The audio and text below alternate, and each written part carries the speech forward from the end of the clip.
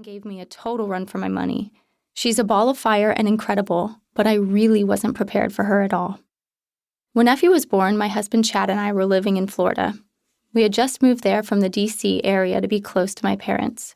If you don't know this, when you're from the East Coast and you get close to retirement, you move to Florida. That's what my parents did, and we realized we didn't want to be without family and support when we had kids, so we followed them there. When we moved into our house in Florida, I was 9 months pregnant. Around the time Effie was 2 months old, Chad was offered a promotion that required relocating to California. He had turned down several already, so this one came as sort of a promotion ultimatum situation. This was a painful decision, but he took the job and we decided that he would go to California and I would stay in Florida near my family until we found a new home. Looking back, I think I would have made the same decision because he was busy and overwhelmed adjusting to his new role and I needed the support. But it was a really difficult time.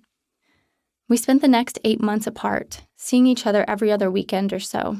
If you're already a mom, you know all that happens in those 8 months. The dreaded 4-month sleep regression and introducing solids. I breastfed, so you can imagine the shock and stink when her poop changed. Oh my. I spent so many nights feeding Effie in the darkness of her room, feeling deep loneliness and despair, wondering, will I ever sleep again? I read all the sleep blogs in existence at the time. I figured there had to be a way of cracking this code. Looking back, her sleep was totally normal. I wish I had saved my sanity and just accepted that exhaustion was a normal part of early parenthood. As Effie got older, her temperament didn't really change, it just got bigger and louder.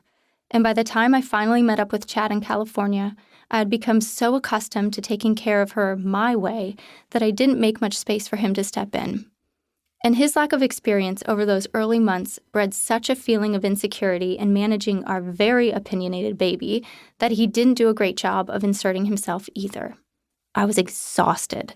I didn't recognize myself anymore, and I was burnt out, becoming very bitter and buried by my overwhelm in early motherhood.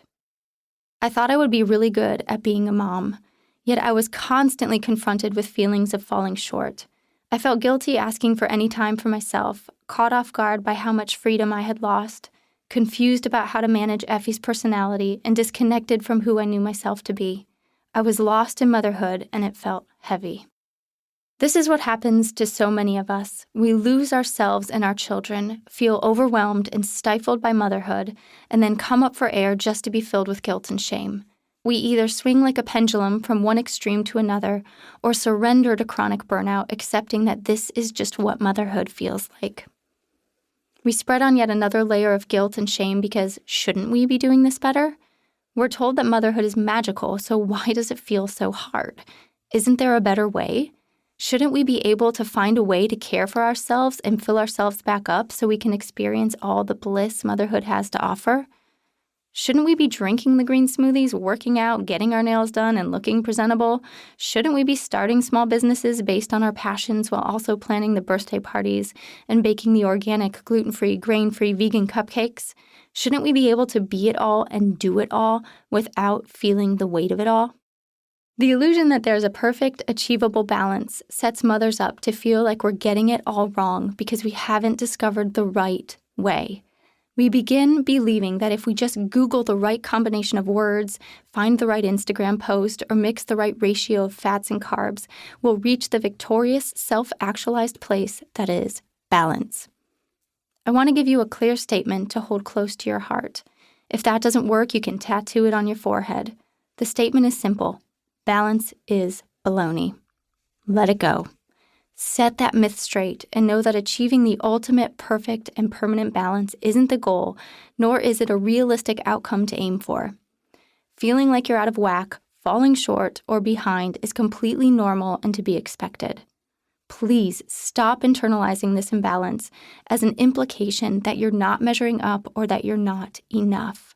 This tendency in motherhood is severely detrimental to your self-concept and quality of life. The goal isn't to achieve a balanced resting state. Instead, it's knowing how to easily recalibrate your day-to-day life. This knowledge will take you from feeling like you're frazzled and falling short to feeling equipped and at peace. I knew when I came out of my haze that I wanted to find a way to help